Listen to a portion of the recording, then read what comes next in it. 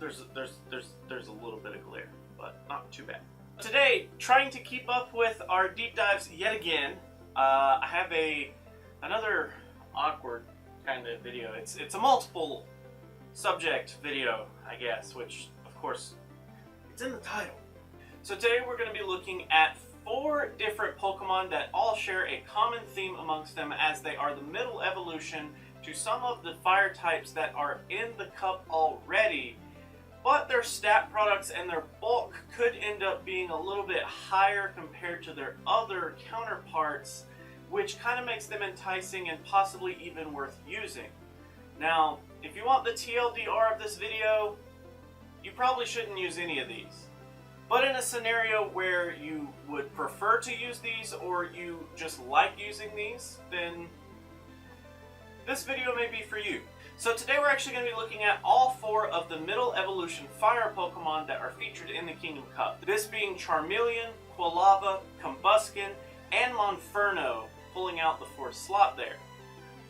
So in terms of our Pokemon here, Charmeleon, Quilava, Combusken, and Monferno all share a fire typing, and I have a kind of a different take on my board here set up. So when we look at multiple Pokemon here, I kind of want to highlight some of the bigger information, and then of course, as always, I'll throw up the graphic for our shields here in just a second. So let's run over all of these Pokemon really fast here. So Charmeleon and Quilava both actually end up tying for the highest bulk and stat product amongst all of them. I don't know necessarily that I would consider one or the other necessarily first. They're both tied. Neither of them really inch each other out in terms of stats, so therefore they're both tied for that 2nd and 1st slot. Combusken pulling in 3rd and Monferno pulling in 4th, which is interesting because that means that as the years have gone on, these Pokemon have gotten worse stats every generation. Now, in terms of movesets, the only moveset that I actually wrote up here are the best case scenario movesets for these Pokemon, meaning that they cover the most of the meta that they possibly can, meaning they have the highest win percentages. So let's actually go over these really fast. So Charmeleon with Ember, Fire Punch, and Flamethrower actually ends up covering quite a bit of the meta here. So in a 0 versus 0 shield situation, we actually have 37.2%. In a 2 versus 0 shields situation, we actually end up covering 87.2%, which is very respectable. In a 0 versus 2 situation, we actually only end up covering 17.9%. And then lastly, in a 2 versus 2 shield situation, 53.8% is what we end up with our Charmeleon there. Now, we also end up going over each one of the ball meta candidates here and kind of figure out which ones we actually win against. And as you can see, Charmeleon actually just in a 0 versus 0 shield situation here, we end up losing hardcore to 3 of them and only tying against Lucario. So not necessarily the greatest situation, but I mean, tying against Lucario means a little bit. I mean, that's kind of an interesting feat in itself, especially after we did some sub-battles. We definitely got to see how just ungodly Lucario can be. Anyways, moving on to Quilava here. So Quilava's best moveset is actually Ember, Flamethrower, and Dig. With Dig, it actually helps cover some of the more interesting Pokemon in the cup. And I was really thinking that Dig would maybe help it cover a lot of the awkward Pokemon, maybe even help it in the Bastiodon matchup, but unfortunately it does not. So in a 0 versus 0 shield situation, we end up winning 34.6% of those matchups with Quilava. In 2 versus 0 situations, we end up winning 83.3%. In a 0 versus 2 shields, we end up winning 9%. And lastly, with a 2 versus 2, we end up winning 46.2% of our matchups. And as you can see, as far as the Kings go here, we end up losing against all 4 of the ball meta, which really puts Quilava pretty far behind in my opinion, although I don't think too many people were looking to use Quilava anyways.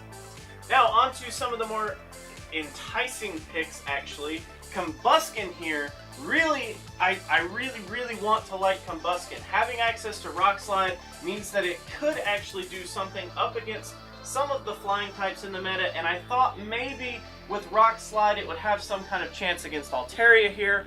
Unfortunately, it does not end up pulling that out, but let's look at it anyway. So with Ember, Rock Slide, and Flame Charge, we actually end up winning 56.4% of our matches in a 0 versus 0 shield situation.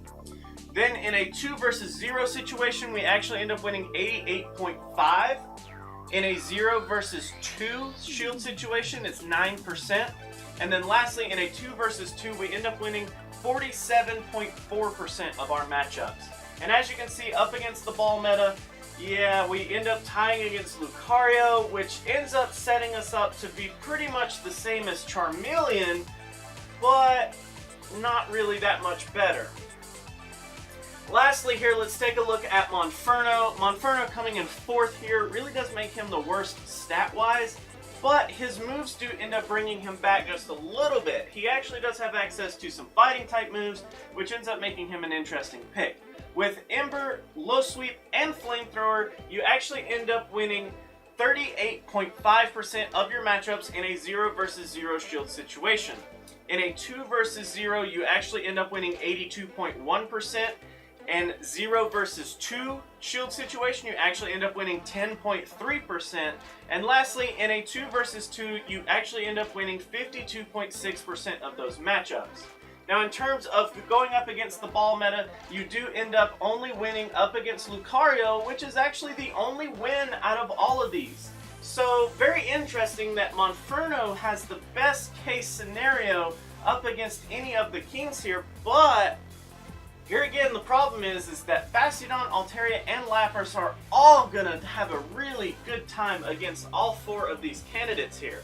Out of all this information, here's kind of the lowdown of all of this. Charmeleon is your best opener, and he's probably the best one to use in a no-shield situation. If you already have Pokemon that are going to need shields, then Charmeleon is the best one out of these 4. In a scenario where you want to prioritize shields on these guys, if your other parts of your team don't necessarily need shields, then Combusken is actually the more enticing one to go with. But in terms of all 4 of these Pokemon in general, none of them really stand out more than their other counterparts. I mean, Charizard does a way better job than Charmeleon, and honestly, I think that Blaziken just does a way better job than Combusken does. Having access to counter means a lot more than having access to Ember here. So unfortunately, none of these are highly suggested to use, but in a scenario where you must end up using one of them, if you have to, or if you just prefer to because of the meme, then hey, you just kind of have to tailor, you know, Monferno to win against the Lucario, and you know, understand that Combusken and Charmeleon are probably going to tie against him if you run out of shields. But that's basically it. There's not a whole lot more to these guys. These 4 Pokemon aren't necessarily something that I think the hardcore players are going to be looking at.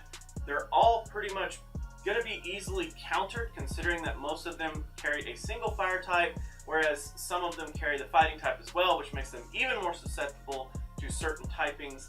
So not really hitting on a whole lot for me. Honestly, I wouldn't suggest using these. I would maybe suggest looking a little harder in your community for a trade for Charizard, or maybe a trade for a decent Blaziken or something along those lines. It doesn't necessarily have to be a Stone Edge Blaziken, but hey, at least Blaziken with counter would be better than Combusken with Ember. Just saying. So that is actually all that I have for the 4 middle evolutions from the fire typings. Please remember that if you guys have any Pokemon that you're looking forward to deep dives on, please let me know down in the comments below. I'd love to add them to the spreadsheet and get on to those so that I can get that content to you guys quickly as possible. I really need to do a deep dive on Charizard. I haven't done one yet, so possibly do that in the future. But I need to reference my spreadsheet to see what you guys have been asking for more often than not. So thank you guys so much for watching. If you like to like videos, make sure you do that. If you don't, you can be that guy. Otherwise, let me know what you have to say down in those comments below. And until our next video, I'll catch you then.